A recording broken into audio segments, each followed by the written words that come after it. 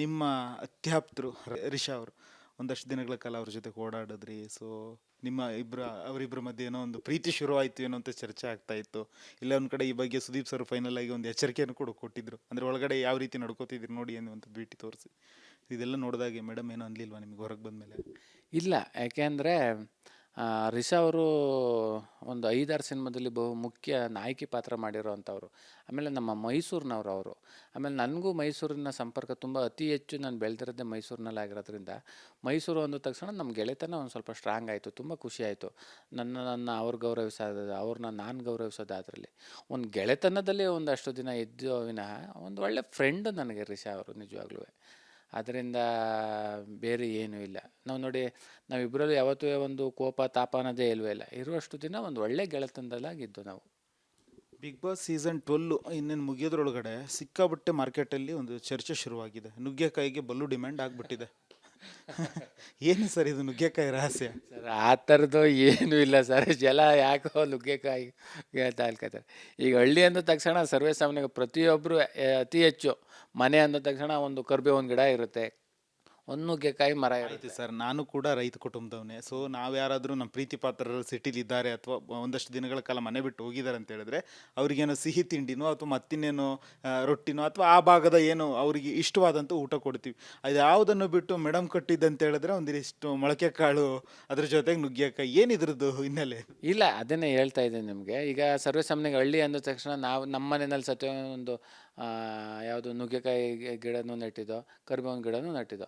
ನಾನು ಅವಾಗಿಂದನೂ ಅಷ್ಟೇ. ನಮ್ಮ ತಾಯಿ ಏನು ಅಂದರೆ, ಏನೋ ಒಂದು ಸೊಪ್ಪು ಮಾಡ್ಬೇಕಂದ್ರೆ ನುಗ್ಗೆ ಸೊಪ್ಪು ಹಾಕ್ಬಿಟ್ಟು ಖಾರ ಹರಿದ್ಬಿಟ್ಟು ಒಳ್ಳೆ ಉಪ್ಪೆಸರು ಮಾಡೋರು, ನುಗ್ಗೆಕಾಯಿ ಸಾಂಬಾರು ಮಾಡೋರು. ಈ ಥರದ್ದು ಅಭ್ಯಾಸ ಆಗಿರೋದ್ರಿಂದ ನಾನು ಚಿಕ್ಕೂರಿಂದನೂ ನನಗೆ ನುಗ್ಗೆಕಾಯಿ ಸಾರು, ನುಗ್ಗೆಕಾಯಿ ಸಾರು, ನುಗ್ಗೆಕಾಯಿ ಪಲ್ಯ ಅಂದರೆ ನನಗೆ ತುಂಬ ಇಷ್ಟ. ಅದರಿಂದ ನಾನು ಮದುವೆ ಆದಮೇಲೆ ನನ್ನ ಹೆಂಡತಿ ಏನಾರು ಇದ್ದಾಗ ಅತಿ ಹೆಚ್ಚು ನಾನು ನುಗ್ಗೆಕಾಯಿ ಸಾಂಬಾರು ಮಾಡಿಕೊಡ್ತಾಯಿದ್ರು. ಅಷ್ಟೇ, ಅದು ಬಿಟ್ಟರೆ ಬೇರೆ ಏನೂ ಇಲ್ಲ. ಅಲ್ಲ, ಸುದೀಪ್ ಸರ್ ಕೂಡ ಕೇಳಿದ್ರಿ ಏನಿದು ನುಗ್ಗೆಕಾಯಿ ಇದು ಅಂತ. ಅದನ್ನೇ, ಇಷ್ಟೇ, ಅದು ಬಿಟ್ಟರೆ ಏನಿಲ್ಲ. ಚಿಕ್ಕದ್ರಿಂದನೂ ನಾನು ನುಗ್ಗೆಕಾಯಿ ಸಾರು, ನುಗ್ಗೆಕಾಯಿ ಪಲ್ಯ, ನುಗ್ಗೆಕಾಯಿ ಇತ್ತಿಗೆ ಮೊಟ್ಟೆ ಗಿಟ್ಟೆ ಹುರ್ಕೊಂಡು ತಿನ್ನೋದು, ಈ ಥರದ್ದು ಇದ್ದದ್ರಿಂದ ನನ್ನ ಗಂಡಂಗೆ ಇದಿಷ್ಟ ಅಂದ್ಬಿಟ್ಟು ಅವ್ರು ಮಾಡಿ ಕಳಿಸಿದ್ರು ಅಷ್ಟೇ. ಈಗ ಆಯ್ತು ಸರ್, ನೀವು ಕೋಚಿಂಗ್ ಯಾವಾಗ ಶುರು ಮಾಡ್ತೀರಾ? ಯಾವ ಕೋಚಿಂಗು ಸರ್? ನಿಮಗೆ ಗೊತ್ತಿಲ್ಲ ಸರ್, ನೀವು ಹೇಳಿದ್ರಲ್ಲ ಕೋಚಿಂಗ್ ಶುರು ಮಾಡ್ತೀನಿ. ಯಾವುದು? ನೀವು ತುಂಬ ಮೆಡಿಟೇಷನ್ ಎಲ್ಲ ಮಾಡ್ತೀರಂತೆ, ಬೇರೆಯವ್ರಿಗೆ ಹೇಳ್ಕೊಡ್ತೀರಂತೆ. ಸೊ ನೀವೆಲ್ಲರಿಗೂ ಬಿಗ್ ಬಾಸ್ ಮನೇಲಿ ಯಾರಿಗೆ ಹೇಳಿದ್ರಿ ನೆನಪಿದೆಯಾ? ನಾನು ಮೆಡಿಟೇಷನ್ ಎಲ್ಲ ತುಂಬ ಮಾಡಿದ್ದೀನಿ, ಅಂದರೆ ಕಂಟ್ರೋಲ್ ಮಾಡ್ಕೊಳ್ಳಿಕ್ಕೆ ನನ್ನನ್ನು ನಾನು ಏನು ಅಂತದ್ದು. ಯಾವುದು ಅಂತ ಗೊತ್ತಾಗ್ತಾ ಇಲ್ವಲ್ಲ. ಯಾವ್ದು ನುಗ್ಗೆಕಾಯ್ದ ಏನೋ ನಂಗೆ ಸತ್ಯವಾಗ್ಲೂ ಗೊತ್ತಿಲ್ಲ. ಯಾವುದು ನೀವು ಹೇಳಿದ್ರೆ ನಾನು ಹೇಳಬಲ್ಲೆ. ರಿಷಾ ಅವ್ರಿಗೆ ಹೇಳ್ತೀರ ಮೆಡಿಟೇಷನ್ನು ಅಂದರೆ ಕೋಪ ಕಂಟ್ರೋಲ್ ಮಾಡ್ಕೊಳಕ್ಕೆ ನಾನು ಮೆಡಿಟೇಷನ್ ಮಾಡ್ತೀನಿ, ನಿನಗೂ ಹೇಳ್ಕೊಡ್ಬೇಕಾ? ಓ, ಹೌದಾ? ಅಂದರೆ ಅತಿ ಹೆಚ್ಚು ಕೋಪ ಅಂತಲ್ಲ, ಒಂಚೂರು ವಾಲ್ಯೂಮ್ ಜಾಸ್ತಿ ಮಾಡಿ ಮಾತಾಡ್ತಾ ಇರೋರು ಸಹ ನನ್ನ ಜೊತೆಲ್ಲ, ಎಲ್ಲರ ಜೊತೆನೂ. ನಾನು ಅದಕ್ಕೇನೆ ನೋಡಿ, ಅದ ಗಮನಿಸಿದ್ದೀರಲ್ಲಿ ತುಂಬ. ನೋಡಮ್ಮ, ಮೆಡಿಟೇಷನ್ ಮಾಡೋದು ಕಲ್ತ್ಕೊಂಡು ನಾನು ರಘುವಣ್ಣವ್ರ ಹತ್ರ ಹೇಳ್ಸ್ಕೊತೀನಿ ಅಂದರು. ಅವ್ರ ಹತ್ರ ಬಿಡೋದು ನಾನೇ ಹೇಳ್ಕೊಡ್ತೀನಿ ಮೆಡಿಟೇಷನ್ ಮಾಡೋದಾ. ಒಂಚೂರು ಕೋಪ ಕಡಿಮೆ ಮಾಡ್ಕೊ, ಅದು ಬಿಟ್ಟರೆ ನೀನು ಎಲ್ಲರ ಜೊತೆ ಭಾಳ ಪ್ರೀತಿ ವಿಶ್ವಾಸದಿಂದ ಇರ್ತೀಯ. ಆಮೇಲೆ ರಿಸರ್ವ್ ನನ್ನ ಒಂದು ದೊಡ್ಡ ಗುಣ ಏನು ಇಷ್ಟ ಆಗ್ತದೆ ಅಂದರೆ, ಯಾರ ಜನ ಒಬ್ರ ಜೊತೆ ಇವತ್ತು ಜಗಳ ಆಡಿದ್ರೆ ನಾಳೆ ಅವ್ರ ಜೊತೆ ಆ ಹುಡುಗಿನೇ ಹೋಗಿ ಮಾತಾಡ್ತಿದ್ದೆ. ಅದೊಂದು ದೊಡ್ಡ ಗುಣ ನಿಜವಾಗ್ಲೂ. ಅದು ನನಗೆ ಇಷ್ಟ ಆಯಿತು. ಈಗ ಒಂದು ಅವಕಾಶ ಕೊಟ್ಟಿದ್ರೆ ಚಂದ್ರಪ್ರಭಾ ಅವ್ರಿಗೆ ಬಿಗ್ ಬಾಸ್, ಸೊ ಮನೆಯಿಂದ ಆಚೆ ಬರ್ಬೇಕಾದ್ರೆ ನಿಮ್ಮ ರೈಟ್ ಹ್ಯಾಂಡಲ್ಲಿ ಇನ್ನೊಂದು ಹ್ಯಾಂಡನ್ನು ಎಳ್ಕೊಂಬರ್ಬೇಕು ಅಂದಿದ್ರೆ ಯಾರನ್ನ ಕರ್ಕೊಂಬರ್ತಿದ್ರು ಮನೆಯಿಂದ ಹೊರಗಡೆ? ಸತ್ಯವಾಗ್ಲೂ ನಾನು ಆ ಥರದ್ದು ಕೆಲಸ ಮಾಡೋದಿಲ್ಲ ಸರ್. ಆಯಿತು, ಕರ್ಕೊಂಬರ್ಲೇಬೇಕು ಅಂತೇಳಿ ಟಾಸ್ಕ್ ಇದ್ದಿದ್ರೆ ನಾನು 100% ನಾನು ಕರ್ಕೊಬತ್ತಿರ್ನಿಲ್ಲ. ಯಾಕಂದರೆ ಅವ್ರು ಹೇಳಿದ ತಕ್ಷಣ ನನ್ನ ಮನಸ್ಸು ಒಪ್ಪಬೇಕಲ್ಲ. ನನ್ನ ಮನ್ಸಿಗೆ ಒಪ್ತಿರೋದನ್ನ ನಾನು ಯಾವ್ದ್ಯಾರನ್ನ ಇಲ್ಲಿ ತನಕ ಮಾಡೋದಿಲ್ಲ. ಯಾಕೆಂದರೆ ನನಗಿಷ್ಟ ಇಲ್ಲ ಅಂತ ನಾನು ಹೋಗ್ತಾಯಿದ್ದೀನಿ. ಅವರೆಲ್ಲ ಇಷ್ಟ ಅಂತ ಅಲ್ಲಿ ಆಡ್ತಾರವರು. ಎಷ್ಟೋ ಕನಸುಗಳ್ನ ಕಟ್ಕೊಂಡು ಬಂದಿರ್ತಾರೆ. ಅವ್ರನ್ನ ಆಸೆನ ಯಾಕೆ ನುಚ್ಚು ಮಾಡಬೇಕು? ಅವ್ರು ಆಡಲಿ ಚೆನ್ನಾಗಿ. ಅವ್ರು ಯಾವಾಗ ಆಚೆ ಬರಬೇಕು ಅನ್ಸಿದೆ ಆವಾಗ ಆಚೆ ಬರಲಿ. ನನಗಿಷ್ಟ ಇಲ್ಲ, ನಾನು ಸ್ವಇಚ್ಛೆಯಿಂದ ನಾನು ಆಚೆ ಬಂದೆ ಅಷ್ಟೇ. ರಕ್ಷಿತ್ ಅವ್ರು ಹೇಳ್ತಾ ಇದ್ರು, ಮೊನ್ನೆ ಕೂತ್ಬಿಟ್ಟು ಹೇಳ್ತಾ ಇದ್ರು, ಸೊ ನಾನು ಯಾರ ಜೊತೆಗೆ ತುಂಬ ಕ್ಲೋಸ್ ಆಗೋಕ್ಕೆ ಶುರು ಆಗ್ತೀನೋ ಅವ್ರು ನೆಕ್ಸ್ಟ್ ವಾರ ಹೊರಗೆ ಹೋಗ್ಬಿಡ್ತಾರೆ ಅನ್ನುವಂಥದ್ದು. ಮಲ್ಲಮ್ಮ ಆಯ್ತು, ಈಗ ಚಂದ್ರಪ್ರಭಾ ಆಯಿತು, ನೆಕ್ಸ್ಟ್ ಯಾರು ಏನು ಅಂತ. ಅದಕ್ಕೆ ಗಿಲ್ಲಿ ಹೇಳ್ತಾ ಇದ್ದ ಅಶ್ವಿನಿ ಅವ್ರ ಜೊತೆ ಕ್ಲೋಸ್ ಆಗು. ನೋಡಿ, ಅದೆಲ್ಲ ಸುಮ್ಮನೆ ತಮಾಷೆಗೆ ಅಷ್ಟೇ. ಯಾಕೆಂದ್ರೆ ಹಂಗಾರೆ ಯಾರ ಜೊತೆ ಇರ್ತೀನಿ ಅವ್ರು ರಾಜು ಬರ್ತಾರೆ, ಹಂಗಾರೆ ಯಾರ ಜೊತೆ ಇದ್ದರೆ ಅಲ್ಲಿ ವಿನ್ ಆಗ್ತೀವಿ ಅಂತ ಅರ್ಥ ಅಲ್ವೇ? ಅದೆಲ್ಲ ಸುಮ್ಮನೆ ಅಷ್ಟೇ. ಯಾಕೆಂದರೆ ಆ ಥರದ್ದು ಏನೋ ನನಗೆ ನಂಬಿಕೆ ಇಲ್ಲ ಅಷ್ಟೇ. ಅದೊಂದು ತುಂಬ ನಮಗೆ ಯಾರು ನಮ್ಮ ಮನಸ್ಸಿಗೆ ಕನೆಕ್ಟ್ ಆಗ್ತಾರೆ ಅವ್ರ ಜೊತೆ ನಾವು ಜಾಸ್ತಿ ದಿನ ಇರೋಕ್ಕೆ ಇಷ್ಟಪಡ್ತೀವಿ ಅಷ್ಟೇ. ಆ ಥರ ತುಂಬ ರಕ್ಷಿತ ಆಗ್ಬೋದು, ಗಿಲ್ಲಿ ಆಗ್ಬೋದು, ಕಾವ್ಯ ಆಗ್ಬೋದು, ತುಂಬ ಅಂದರೆ ತುಂಬ ಹತ್ರ ಆಗ್ತಾರೆ ಅವ್ರು 3 ಜನನೂ. ಮೊದಲು ಅಥವಾ ಎರಡನೇ ವಾರದಲ್ಲಿ ಒಂದಿಷ್ಟು ತುಂಬ ಸೌಂಡ್ ಮಾಡಿಬಿಟ್ರಿ. ಯಾಕಂದರೆ ನಿಮ್ಮ ಜೊತೆ ಒಂದು ಕ್ಯಾಂಡಿಡೇಟ್ ಇತ್ತು, ಅದು ಯಾರು ಅಂತ ಹೇಳಿದ್ರೆ ಸತೀಶ್ ಅವರು. ಸೊ ಮೇಕಪ್ ವಿಚಾರದಲ್ಲಿ ಆಗಿರ್ಬೋದು ಅಥವಾ ನಿಮ್ಮ ಒಂಟಿ ಜಂಟಿ ವಿಚಾರದಲ್ಲಿ ಆಗಿರ್ಬೋದು ಸಿಕ್ಕಾಪಟ್ಟೆ ಸೌಂಡ್ ಆಯಿತು, ನಿಮ್ಗೆ ಅವ್ರಿಗೂ ಜಗಳ ಆಯಿತು. ಅದಾದಮೇಲೆ ಇಲ್ಲ ನಾವು ಪ್ರೀ ಪ್ಲ್ಯಾನ್ ಮಾಡ್ಕೊಂಡಿದ್ದು ಅದು ಗೇಮು ಅನ್ನೋಂಥದ್ದಾಯಿತು. ಸೊ ನಿಜಕ್ಕೂ ಅವರು ಸತೀಶ್ ಅವರು ಮುಖವಾಡ ಅಟ್ಕೊಂಡು ಆಟ ಆಡ್ತಿದ್ರು ಅಥವಾ ಇರೋದೇ ಹಂಗೆ ನಾವೇ?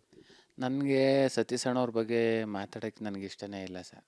ಯಾಕೆ ಅಂದರೆ ಬೇಡ ಅಂತ ಮಾತಾಡೋದು ಬೇಡ ಅಂತ. ಯಾಕೆಂದರೆ ಅವರೇ ಅಂತಲ್ಲ, ನಾವು ಟೋಟಲ್ 18 ಜನ ಅಲ್ಲಿಗೆ ಬಿಗ್ ಬಾಸ್ ಮನೆಗೆ ಹೋಗಿದ್ದೀವಿ ಅಂತ ಅಂದರೆ ನಿಜವಾಗ್ಲೂ ನಾವು ಎಲ್ಲನೂ ಮರೆತು ನಾವು ಆಟ ಆಡೋದ್ರ ಕಡೆ ಮಾತ್ರ ಗಮನ ಇರಬೇಕು, ಬೇರೆದ್ರ ಕಡೆ ಗಮನ ಇರಬಾರ್ದು. ಈಗ ಉದಾಹರಣೆಗೆ ಬಟ್ಟೆ ಹಾಕ್ಬೋದು, ಮೇಕಪ್ ಹಾಕ್ಬೋದು, ಇನ್ನೊಂದು ಸಿಂಗಾರ ಬಂಗಾರ, ಯಾವುದೋ ಒಂದು ಪರ್ಫ್ಯೂಮ್ ಮಾಡ್ಕೊಳ್ಳೋದು, ಇನ್ನು ಬಿಟ್ಟು ಆಟ ಆಡಬೇಕು ಅಂತ ಅನಿಸ್ತದೆ. ಅಂದರೆ ಅದು ಬೇಡ ಅಂತ ನಾನು ಹೇಳ್ತಿಲ್ಲ, ಬೇಕು. ಆದರೆ ಅದಕ್ಕಿಂತ ಹೆಚ್ಚಾಗಿ ಏನು ಬೇಕು ಅಂದರೆ ಚೆನ್ನಾಗಿ ಆಡಬೇಕು ಅನ್ನೋದ್ರ ಕಡೆ ಗಮನ ಇರಬೇಕು. ಈಗ ಹಂಗಾಗೋದಾದರೆ ಲಾಸ್ಟ್ ಬ್ಯಾಚು ಇವರು ಬರೀ ಪಂಚೆ ಹಾಕೊಂಡೇ ಆಡಿದ್ರು. ಈ ಬ್ಯಾಚು ನಮ್ಗೆ ಇಲ್ಲಿ ಬರೀ ಬನೀನು ಹಾಕೊಂಡೇ ಆಡ್ತಾನೆ ಅಲ್ವೇ. ಬಟ್ಟೆ ಉಡುಗೆ ತೊಡುಗೆ ಇಂಪಾರ್ಟೆಂಟ್. ಅಲ್ಲಿ ಬಂದಿದ್ದೀವಿ, ಯಾರಿಗೂ ಸಿಗಬಾರ್ದಂಥ ಅವಕಾಶ ಸಿಕ್ಕೈತೆ ನಮಗೆ. ಇದೇ ಬಟ್ಟೆ ಬಗ್ಗೆ ಕೆಲವರೆಲ್ಲ ಕಮೆಂಟ್ ಮಾಡ್ತಾರಲ್ಲ, ಸುಮ್ಮನೆ ಇದೆಲ್ಲ game, so sympathy card maintain ಮಾಡ್ತಿದ್ದಾರೆ ಬನಿಯನ್ ಹಾಕೊಂಡ್ಬಿಟ್ಟು ಏನು? ಅದು ನನಗೆ ಗೊತ್ತಿಲ್ಲ ಸರ್, ಅದನ್ನ ಗಿಲ್ಲಿ ಬಂದಾಗಲೇ ಕೇಳ್ಬೇಕು ನೀವು ಸಿಂಪತಿ ಅಂತ. ಅಂದರೆ ನೋಡಿ ಸರ್, ನಾವು ಏನು ಹಾಕೊಂಡ್ರು ನಮ್ಮ ಬಗ್ಗೆ 100 ಜನ 100 ಥರ ಮಾತಾಡ್ತಾರೆ. ಈಗ ನಿಮ್ಮ ಬಗ್ಗೆ 100 ಜನ 100 ಥರ ಮಾತಾಡ್ತಾರೆ. ಬರೀ ಒಳ್ಳೇದಾಗೇನೆ ಸತ್ಯವಾಗ್ಲೂ ಮಾತಾಡೋದಿಲ್ಲ. ಆ 100 ಜನಕ್ಕೂ ಉತ್ತರ ಕೊಡಬೇಕು ಅಂತ ಏನಿಲ್ಲ. ಅವರು ಮಾಮೂಲಿ ಅವ್ರ ಕೆಲಸ ಅವ್ರಿಗೆ, ನಮ್ಮ ಕೆಲಸ ನಮಗೆ ಅಷ್ಟೇ. ಯಾವುದಕ್ಕೂ ಕಿವಿ ಕೊಡಬಾರ್ದು. ನಮ್ಮ ಕೆಲಸ ಏನೈತೆ ಅದು ಮಾಡ್ಕೊಂಡು ಹೋಗ್ತಾ ಇರ್ಬೇಕು ಅಷ್ಟೇ. ಇದ್ರ ಜೊತೆಗೆ ಈಗ ನಿಮ್ಮ ವಾಟ್ ನೆಕ್ಸ್ಟ್, ಚಂದ್ರಪ್ರಭಾ ಅವರ ಮುಂದಿನ ನಡೆ ಏನು? ನನಗೆ ಸಿನಿಮಾ ಬಿಟ್ಟರೆ ಬೇರೆ ಏನೂ ಗೊತ್ತಿಲ್ಲ ಸರ್. ಯಾಕೆಂದರೆ ನಾವು ಇಲ್ಲಿ ತನಕ ಏನೇ ಮಾಡ್ಕೊಂಡು ಬಂದಿದ್ರು, ಫೈನಲಿ ಒಂದು ಸಿನಿಮಾ ಮಾಡಬೇಕು, ಒಂದು ಒಳ್ಳೆ ಪಾತ್ರ ಮಾಡಬೇಕು ಅಂತ ಅಷ್ಟೇ. ಆಮೇಲೆ ಅತಿ ಹೆಚ್ಚು ಹಿರಿಯ ಕಲಾವಿದರುಗಳ ಜೊತೆ ಮಾಡಬೇಕು ಅನ್ನೋದು ಒಂದು ದೊಡ್ಡ ಕನಸು. ಸುದೀಪ್ ಸರ್ ಆಗ್ಬೋದು, ದರ್ಶನ್ ಸರ್ ಆಗ್ಬೋದು, ಶಿವಣ್ಣ ಸರ್ ಆಗ್ಬೋದು, ಧ್ವನಿ ವಿಜಯ್ ಸರ್ ಆಗ್ಬೋದು, ಎಲ್ಲರ ಜೊತೆ ಮಾಡಬೇಕು ಅಂತ ದೊಡ್ಡ ಇನ್ನೂ ಹಿರಿಯ ಕಲಾವಿದ್ರ ಜೊತೆ ಮಾಡಬೇಕು ಒಂದು ಆಸೆ. ಏನು ದೊಡ್ಡ ಪಾತ್ರನೋ ಸಣ್ಣ ಪಾತ್ರನೋ ಯಾವುದೋ ಒಂದು ಪಾತ್ರ ಸಿಕ್ಕರೂ ಸಾಕು, ನಮ್ಮ ಜೀವನದಲ್ಲೂ ಏನೋ ಒಂದು ಸಾರ್ಥಕತೆ ಆಗ್ತದೆ. ಅದಷ್ಟೇ ನನ್ನ ಗುರಿ ಸರ್, ಬೇರೆ ಏನೂ ಇಲ್ಲ. ಸೊ ಇದ್ರ ಜೊತೆಗೆ ಯಾರಾದರೂ ನಿಮ್ಮ ಜೀವನದಲ್ಲಿ ರೋಲ್ ಮಾಡಲು ಈ ನಟ, ಸೊ ಯಾಕಂದರೆ ಎಲ್ಲೋ ಒಂದು ಮೂಲೆ ಹಳ್ಳಿಯಲ್ಲಿ ಇದ್ದಂಥ ಚಂದ್ರಪ್ರಭಾ ಇವತ್ತು ಇಡೀ ರಾಜ್ಯ ಜನ ಗುರುತಿಸುವಂಥ ಒಂದು ಒಳ್ಳೆ ಕಲಾವಿದರಾಗಿದ್ದಾರೆ. ಸೊ ನಿಮ್ಮ ಬದುಕಿನ ರೋಲ್ ಮಾಡೆಲ್ ಯಾರು, ಯಾವ ನಟ? ಅಂದರೆ ನಟರಲ್ಲ ಸರ್? ಇಲ್ಲ ಸರ್, ನಮಗೆ ಅತಿ ಹೆಚ್ಚು ನಾವು ಜಾಸ್ತಿ ಯಾರು ನೋಡಿದ್ರೆ ಡಾಕ್ಟರ್ ರಾಜ್ಕುಮಾರ್ ಸರ್ದೇ ಸರ್ ಜಾಸ್ತಿ ನೋಡಿರೋದು.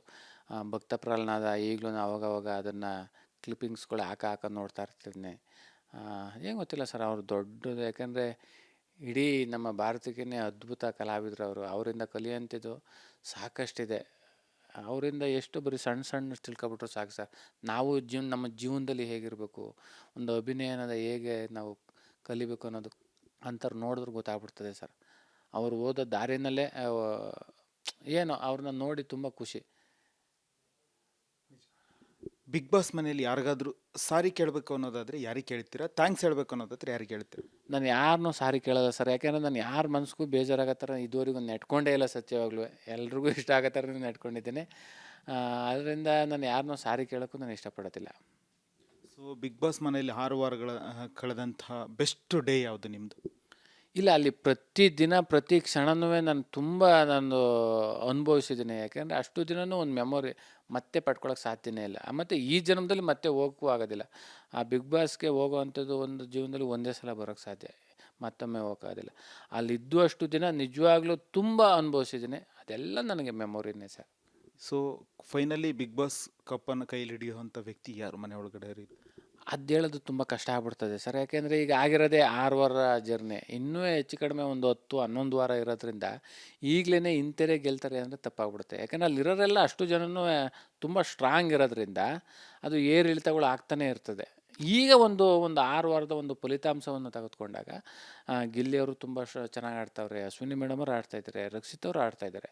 ಹೋಯ್ತಾ ಗೊತ್ತಿಲ್ಲ, ಕೆಳಗಡೆ ಇರೋರು ಮೇಲೆ ಹೋಗ್ಬೋದು, ಮೇಲೆ ಕೆಳಗಡೆ ಹೋಗ್ಬೋದು. ಹಿಂಗೆ ಆಗೋದಂತೂ 100% ಆಗೇ ಆಗ್ತದೆ. ಹಿಂಗೆ ಏರುಪೇರು. ಯಾರು ತುಂಬ ಚೆನ್ನಾಗಿ ಆಡ್ತಾರೋ ಅವ್ರಿಗೆ ಮೋಸ ಆಗ್ಬಾರ್ದು ಅಷ್ಟೇ. ಇರುವಂಥ 16 ಜನದಲ್ಲಿ ಯಾರು ತುಂಬ ಚೆನ್ನಾಗಿ ಆಡಿ ಇಡೀ ಕರ್ನಾಟಕ ಜನತೆಗೆ ಮನಸ್ಸಲ್ಲಿ ಉಳಿತಾರೋ ಅವ್ರಿಗೆ ಮೋಸ ಆಗಬಾರ್ದು, ಅವ್ರು ಗೆಲ್ಲಬೇಕು. ಸೊ ಫೈನಲಿ ಆಡಿಯನ್ಸ್ಗೆ ಒಂದು ಕುತೂಹಲ ಇದೆ. ಮನೆ ಒಳಗಡೆ ಅಂತೂ ನಮ್ಮನ್ನು ಒಂದಷ್ಟು ರಂಜಿಸಿದ್ರು, ಅದಾದ ನಂತರ ಮೌನಕ್ಕೆ ಹೋಗ್ಬಿಟ್ರು ಚಂದ್ರಣ್ಣ. ಅದೇನೋ ಮನಸ್ಸಿಗೆ ನೋವು ಉಂಟಾಗಿ. ಇಲ್ಲಾದರೂ ಒಂದು ಡೈಲಾಗ್ ಅಥವಾ ಒಂದು ಹಾಡು ಹೇಳ್ಬೋದಾ? ಹೇಳ್ತೀನಿ ಸರ್. ನಾನು ಈ ಫೀಲ್ಡ್ಗೆ 2006ರಲ್ಲಿ ಬಂದೆ. ಇಷ್ಟು ಸಿನಿಮಾ ಹಲವಾರು ಸಿನಿಮಾ ಆಗ್ಬೋದು, ಸೀರಿಯಲ್ ಆಗ್ಬೋದು, ಹಲವಾರು ಸ್ಟೇಜ್ ಶೋ ಎಲ್ಲ ಮಾಡಿದ್ವಿ. ಬಟ್ ಇಷ್ಟರಲ್ಲಿ ಎಲ್ಲೋ ನನಗೆ ತುಂಬ ಫಸ್ಟ್ ಟೈಮ್ ಸ್ಟೇಜ್ ಮೇಕೆ ಅಂತ ಹತ್ತಿ ಮುಖಕ್ಕೆ ಬಣ್ಣ ಹಚ್ಕೊಂಡು ಹೇಳ್ದಂಥದ್ದು ಒಂದೇ ಒಂದು ನನಗೆ ನೆನಪೈತೆ, ಅದು ಹೇಳ್ತೀನಿ. ಭೂಪತಿಯ ಕೇಳೆನ್ನೆಯ ನಮ್ಮಯ ರಾಜ್ಯದಳ್ ಪ್ರಜೆಗಳೆಲ್ಲರೂ ಸೌಖ್ಯದಿಂದ ಬಾಳುವರೇ, ಒಡೆಯ ಕೇಳ್ಪೇಳುವೆ ನುಡಿಯ ಪರಿಯ ಪೇಳುವೆ, ಆ ನುಡಿಯ ಪರಿಯ ಪೇಳುವೆ, ಸುತ್ತಮುತ್ತ ರಾಜರೆಲ್ಲ ಕಪ್ಪ ಕಾಣಿಕೆ ತಂದು ಒಡೆಯ ಕೇಳ್ಪೇಳುವೆ, ನುಡಿಯ ಪರಿಯ ಪೇಳುವೆ. ಇದು ಫಸ್ಟ್ ಟೈಮು ನನಗೆ ನಾನು ಆಡ್ದಂಥ ಒಂದು ಕಂದ ಪದ್ಯ ಪೌರಾಣಿಕ ನಾಟಕದ್ದು. ಸೊ ಫೈನಲಿ ಈಗ ಆಡಿಯನ್ಸಿಗೆ ಏನು ಹೇಳ್ತೀರಿ? ನಿಮ್ಮನ್ನು ತುಂಬ ಮಿಸ್ ಮಾಡ್ಕೊಂಡಿದ್ದಾರೆ. ನಿಜವಾಗ್ಲೂ ತುಂಬ ಖುಷಿ ಆಗ್ತದೆ ಸರ್. ಯಾಕೆಂದರೆ ಇಲ್ಲಿ ಗಂಟ ಮಜಾ ಬರ್ತಾ ಆಗ್ಬೋದು, ಗಿಚ್ಚಿಗಿಲಿ ಆಗ್ಬೋದು, ಬಿಗ್ ಬಾಸ್ ಆಗ್ಬೋದು, ಇಲ್ಲಿ ಗಂಟ ಗೊತ್ತೋ ಗೊತ್ತಿಲ್ದೋ ಏನೋ ತಪ್ಪಾದಾಗ ನನ್ನ ಕ್ಷಮಿಸಿ ಒಂದು ಪ್ರೀತಿ ಆಶೀರ್ವಾದ ಚಪ್ಪಾಳೆ ಕೊಟ್ಟಂತಹ ನನ್ನ ಕರ್ನಾಟಕ ಜನತೆಗೆ ತುಂಬು ಹೃದಯದ ಧನ್ಯವಾದಗಳನ್ನ ಹೇಳ್ತೀನಿ. ಎಷ್ಟು ಕ್ಲಾರಿಟಿ, ಯಾಕಂದರೆ ಬಿಗ್ ಬಾಸ್ ಮನೇಲಿ ನೀವು ಕ್ಲಾರಿಟಿ ಕೊಟ್ಟು ಅನುಭವ ಆಗಿದೆ. ಸೊ ಒಂದಷ್ಟು ಇತ್ತೀಚಿನ ದಿನಗಳಲ್ಲಿ ಅವಕಾಶಗಳು ಸಿಗ್ತಾ ಇಲ್ಲ ಚಂದ್ರಪ್ರಭಾ ಅವ್ರಿಗೆ, ಹಾಗಾಗಿ ಗಾರೆ ಕೆಲ್ಸಕ್ಕೆ ಹೋಗ್ತಾ ಇದ್ದಾರೆ ಅನ್ನುವಂಥದ್ದು ಒಂದು ಮಾತಾಡೋದೇ ಬಿಡಿ ಸರ್, ಕೆಲವೊಂದು ವಿಚಾರದ ಬಗ್ಗೆ ಮಾತಾಡೋದೇ ಬೇಡ ಅಂತ ಅನ್ನಿಸ್ತೈತೆ ನನಗೆ. ಸರ್ ಅಂತ ನಿರ್ಧಾರ ಇಲ್ಲ ಬೇಡ ಅಂತ ಸರ್, ಕೆಲವ್ರ ಬಗ್ಗೆ ಬೇಡವೇ ಬೇಡ ಮಾತಾಡೋದು ಅಂತ.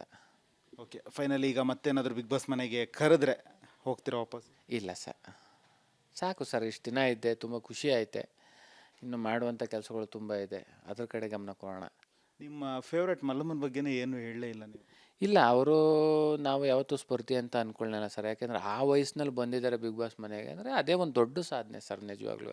ಆ ವಯಸ್ಸಿನಲ್ಲಿ ಯಾರು, ಈಗ ನಾವು ಆ ವಯಸ್ಸಿನಲ್ಲಿ ಒಂದು ಗೇಮ್ನು ಆಡೋಕ್ಕಾಯ್ತದೋ ಇಲ್ವೋ ಗೊತ್ತಿಲ್ಲ.